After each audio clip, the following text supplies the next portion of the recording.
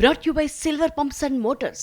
Top quality और consistent performance के लिए सिर्फ सिल्वर पंप्स नाम याद रखना. సోషల్ మీడియాలో వస్తున్న డీప్ ఫేక్ న్యూస్ సమాజంలో గందరగోళం సృష్టిస్తోంది అన్నారు సీఎం రేవంత్ రెడ్డి. వాటిని నిరోధించాల్సిన అవసరం ఉందన్నారు. ఇక సైబర్ నేరాలు విపరీతంగా పెరిగిపోతున్నాయని అన్నారు. సైబర్ నేరగాళ్లను పట్టుకోవటం పెద్ద ఇబ్బందిగా మారిందన్నారు. నేరం జరగక ముందే అడ్డుకునే విధంగా చర్యలు తీసుకోవాలన్నారు సీఎం.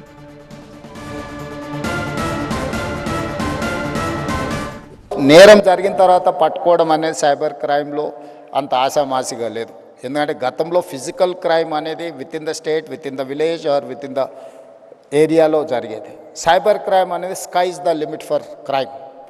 ఏ దేశంలో అయినా ఎక్కడైనా ఉండి ఏ నేరమైనా చేయొచ్చు. ఆ నేరం ఎక్కడి నుంచి జరిగింది కనుక్కోవడం ఒక ఇబ్బంది అయితే, నేరం చేసిన వాళ్ళని గుర్తించడం రెండవ ఇబ్బంది అయితే, నేరం చేసిన వాళ్ళని పట్టుకొని శిక్షించడం మూడవ ఇబ్బంది.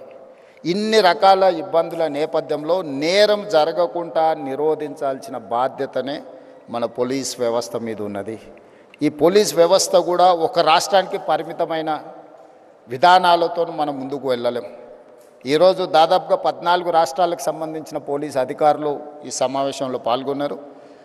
దేశం మొత్తం ఒక యూనిట్గా ఈ సైబర్ క్రైమ్లో పనిచేయాల్సిన అవసరం ఉన్నది. కోఆర్డినేషన్ కూడా చాలా అవసరం ఉన్నది.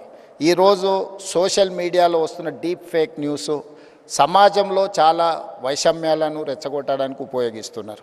కొంతమంది సమాజంలో ఒక గందరగోళాన్ని సృష్టించి జరగని నేరాలు జరిగినట్టుగా, జరగని దాడులను జరిగినట్టుగా, లేదా ఇతర ఆలోచనలతోని ఈ డీప్ ఫేక్ న్యూస్ని స్ప్రెడ్ చేస్తున్నారు. వీటన్నిటిని కూడా సోషల్ మీడియాని కంట్రోల్ చేయడమే కాకుండా ఆర్థిక నేరాలను కూడా ఈరోజు నియంత్రించాల్సిన అవసరం ఉన్నది.